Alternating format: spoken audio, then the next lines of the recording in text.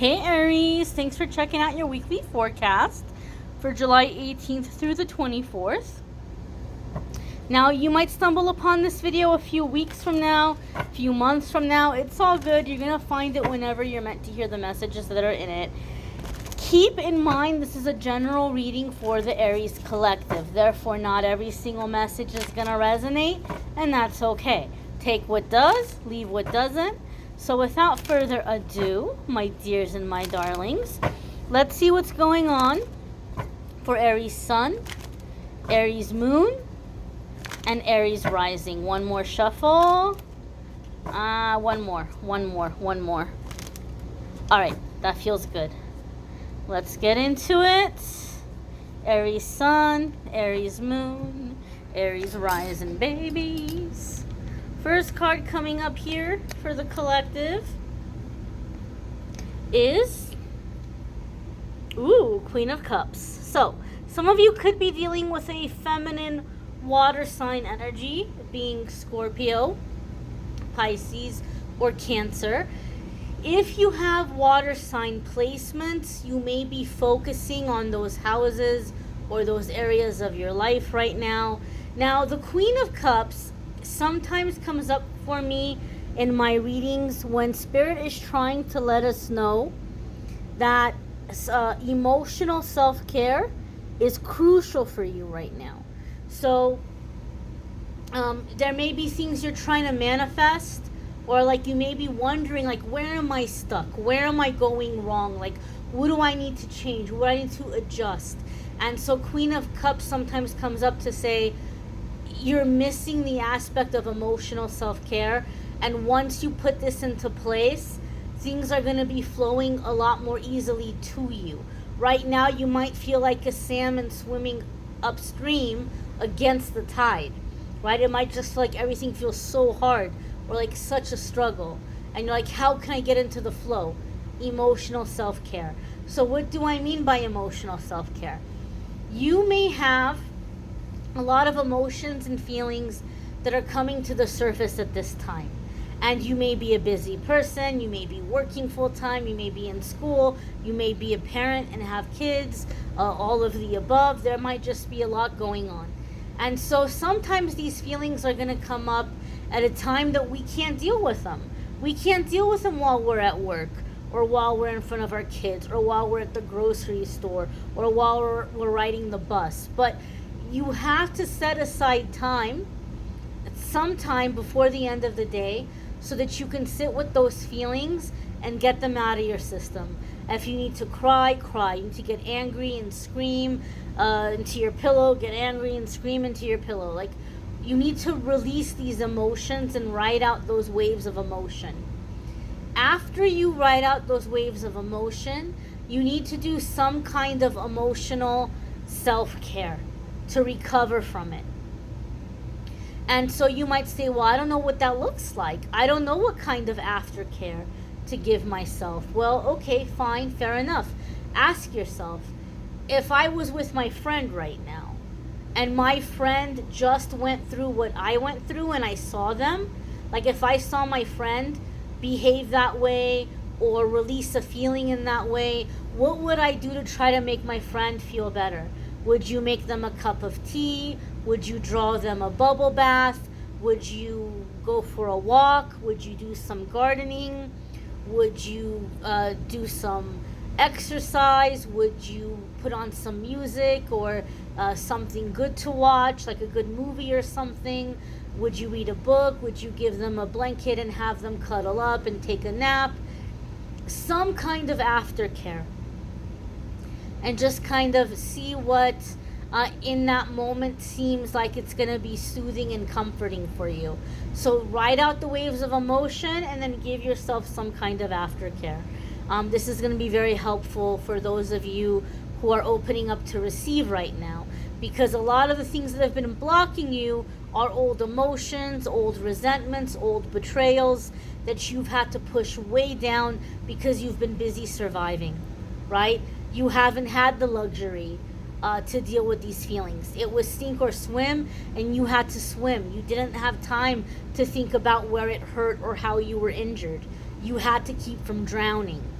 And now you're at a point in your life where I'm not saying that you don't have to still work to survive, but you're ready. You're ready to deal with the stuff, to get it out of your system. So now you can go with the flow and with the current and not have to fight so hard, to be in the flow and to have things come to you a lot easier. The Queen of Cups can also indicate that some of you are coming into a time of healing that is directly connected to your intuition increasing, strengthening your psychic gifts and abilities, your spiritual gifts, your healing abilities. As you heal, you're becoming stronger in your spiritual gifts. The next card coming up here for the Aries collective is the Ten of Swords. Now, this is a card that scares a lot of people, right? I mean, let's face it, it's not a very happy looking photo or artistic expression here. It doesn't look super positive. But the Ten of Swords is positive in that it's telling us some karmic cycle is finally done, and you're not going to have to repeat it again. You're not going to have to go through it again. This can also indicate some of you may be coming into a time of permanent sobriety. Maybe for some of you, sobriety has been tricky or it's been difficult, but especially as we're coming into the emotional care, this might make sobriety a lot easier for a lot of you. And so there's a sense here or a feeling here of not repeating karmic cycles. Some of you may be getting some people out of your life, whether it's friendships, family, working situation, karmic exes, some kind of karmic cycle. You may be breaking free from karmic relationships or interactions that you've been having. Sometimes for me in my readings, the Ten of Swords can come up where it's like bittersweet. Like on one hand, you can't wait to get out of the situation. But on the other hand, you might have some sentimental attachment because once upon a time, it was the answer to your prayers. Once upon a time, it was a wonderful thing. And now you've outgrown it. And a part of you is feeling guilty about outgrowing it. But it's too painful to stay small, to stay in that situation. You can no longer force yourself to stay in that situation. So you're coming into the energy of moving on, moving forward, leaving it behind. And so some of you, another reason why maybe some of your manifestations have been slow coming in or blocked is because subconsciously you've known that there are certain people that aren't going to go with you because they're not ascending. They're not doing their work.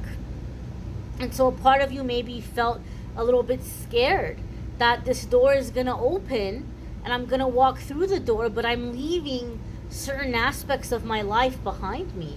I'm leaving certain people behind me. And that may have felt very terrifying. But the Ten of Swords is telling us that you're getting to the point where you can't. It's too painful to stay in this spot. It's too painful to fight against your growth. And so you're going to walk through that door. And you're going to leave those connections or those people behind. Or those situations behind. The next card that's coming up here for the Aries collective is you. Is the Queen of Wands, right? So the Queen of Wands is fire sign energy. It could be Aries, Sagittarius, or Leo. Some of you could be dealing with a fellow fire sign person. But if you're new to my channel, in the weekly forecast, I like to focus on you and less on other people. And so I like to look at the cards as they pertain to characteristics you might be coming into and aspects of yourself. Now, the Queen of Wands comes up for me a lot in readings when you're coming into a time where you're beginning to open your eyes and you're beginning to see how much you have to offer and how much you bring to the table. But more so than that, you're beginning to see how much the people in your life are benefiting from having you around. friends, family members, companies you've worked for, bosses you've had. You're beginning to realize how much they profit off of you and how much you don't get what you deserve back in return. Like, compared to what you're delivering, they're giving you peanuts. And if you try to speak up, and if you try to make it clear that your needs aren't being met, or something is too difficult, or needs to be done more efficiently, or you need more compensation, or whatever it might be, they shut you up. Either by condescending you, or like flattering you that they don't know what they would do without you. They really wish they could do more for you, but they just can't, and they'd be so lost without you, and they try to shut you up with flattery. Or they may just kind of sweep it under the rug, like, yeah, okay, whatever, just keep laying those golden eggs. And the Queen of Wands, she's sick of it. She's tired of it. She's not gonna be silenced. She's not gonna be pushed into the corner. But she also knows that there's no sense in arguing with these people. She also knows that, like, okay, I've spoken my piece, they don't care. I'm not gonna keep hitting my head against the wall. I know what I have to offer. I know what I deserve, and I'm gonna go out there and I'm gonna get it. So there's this anger that comes to the surface with the Queen of Wands, a justifiable anger. And you're going to take this anger that's coming to the surface, and you're going to use it to create, to motivate you to bring better circumstances into your life, better opportunities into your life, not settling for less at all. And so you're going to go for better opportunities. You're going to aim higher, reach higher. And because you're so angry and so motivated, you're going to meet that target. You're going to reach that goal very quickly. So some of you may be, after a long time of struggling, getting a business off the ground and very successful, or landing a really great job, or finally breaking away from a karmic cycle or karmic relationship. And it's happening very quickly. And before, it seemed so grueling and so difficult. And now it's like, you know that you deserve it. You know that you want it, and you're going out and you're getting it. You may have a lot of anger coming to the surface at this time. Use this to build, use this to create, use this to motivate. Don't see it as negative, and don't push it down. Okay? Don't see it as negative, and don't push it down. I also feel like a lot of you Aries are going to be creating artistically, or like creating, bringing more creativity or self-expression into your work. Some of you might even be getting very creative in the way that you are presenting yourself, like your physical aesthetic. I feel like you're just coming into very creative energy. The next card that's coming up here for the Aries collective is the Eight of Cups. Now, the Eight of Cups can come up when we're on this quest to find purpose, to find meaning, and we're looking for things that are going to fulfill us. For me, in my readings, I see Eight of Cups come up for people who sometimes can be seen as overachievers. Like, you guys are the kind of people that you have a goal in your mind, and you don't rest until you achieve that goal. And so people might look at you like, Aries, oh my gosh, you're so lucky. Like, you know, you're always able to pull off things that other people can't pull off, or you're always able to succeed at things that other people can't succeed at. And they don't understand that you work your butt off. They don't understand that you just don't rest. You don't accept failure as an option. So you may be seen as someone that you reach your goals, or you consistently reach your goals. But this is the thing about the Eight of Cups. The Eight of Cups comes up for me because you think that when you reach this goal, you're going to feel a certain level of fulfillment or accomplishment or satisfaction or completion. And so you put this goal in your mind and you think, okay, this is it. This is what's missing in my life. And you work your butt off and you achieve that goal. and you're happy for a little bit, but then you're like, you know what? I'm proud of myself that I did this. I'm glad that I accomplished this, but it didn't make me feel the way I thought it was going to make me feel. Something is still missing. So maybe it was wrong for me to focus on my career. Maybe I'm going to be happier when I find my soulmate and I settle down with my soulmate, and maybe that's going to be when I'm happy. You accomplish that and you're happy for a little bit, and you're like, but something is still missing. Is this the wrong soulmate? Maybe this isn't the person for me. Or you know what? Maybe I'm going to be happier once we have kids. And you accomplish that and you're happy for a little bit, but something is still missing. Okay, it wasn't career, it wasn't soulmate, it wasn't kids. Maybe I'm going to be happier when I go back to school and I get that master's degree or that doctorate, or whatever it is, GED, whatever it is. And so it's like you're constantly setting goals for yourself, thinking that next thing is going to be the thing that's missing in your life. And your angels and guides are like, look, Aries, we don't want to see you struggling like this. We don't want to see you working so hard to achieve these things only to feel unfulfilled again. We don't want you to go through that cycle. So the Eight of Cups reminds us that we can accomplish all kinds of things.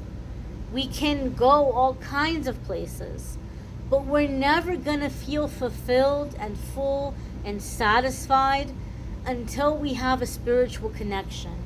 It's the spiritual connection and spiritual relationship that's going to give us a sense of wholeness, completeness, to where we can really enjoy the fruits of our labor, and we can really feel full and complete and satisfied. So your angels and guides, for me, having this Eight of Cups come up, is just basically saying you're going to manifest everything you're trying to manifest. You're going to accomplish everything you're trying to accomplish. But unless you make time right now to work on your spiritual connection and spiritual relationship, you're not going to be satisfied in the long term. And it's just going to be a matter of time before now you're setting another goal or another manifestation. And some of you might say, well, Amethyst, I'll have you know, I do have a spiritual practice. Every morning I wake up, I say my prayers, I light my candles, I meditate, I do my yoga, I have my crystals, I have, this, I have that. That's all wonderful and that's all great. But the problem with spiritual routine is that sometimes it becomes very routine. It begins to lose its power. It begins to lose its umph. Think of any word in the world. The word water. If you sit and you say water over and over and over and over and over and over and over and over again, eventually it's going to sound like gibberish. Eventually it's not going to sound like anything at all because you've said it so many times. It begins to lose its meaning, or it begins to sound funny. So if we keep doing something routinely again and again and again and again and again, it can lose its emphasis. It can lose its umph or its power. So it might be a good idea to shake things up a little bit, to keep it new, to incorporate something new into your spiritual practice, and to shake it up from time to time. That way we're keeping the intensity, we're keeping the connection, we're keeping the emotion, we're keeping the intimacy, so that it doesn't lose its meaning or become very routine over time. You may want to check out your moon sign and rising sign videos. Some weeks your moon sign or rising sign might resonate more than your sun sign. I have a playlist in the description of the video that will take you to the weekly forecasts, and you'll be able to check out the other videos. There's also a playlist that will take you to the July love readings. If you would like to schedule a private reading with me, there's a link in the description of the video that will take you to calendly.com/amethystangelite. You can schedule a private reading with me there. For those of you who don't know, I also do a daily message on this channel. So if you think you might want to start your day off with a daily message, be sure to check those out as well. I thank you all for watching, liking, sharing, commenting, subscribing. I hope you all have a fabulous week ahead, and hopefully we'll see you all in the daily messages as well. Take care, my darlings.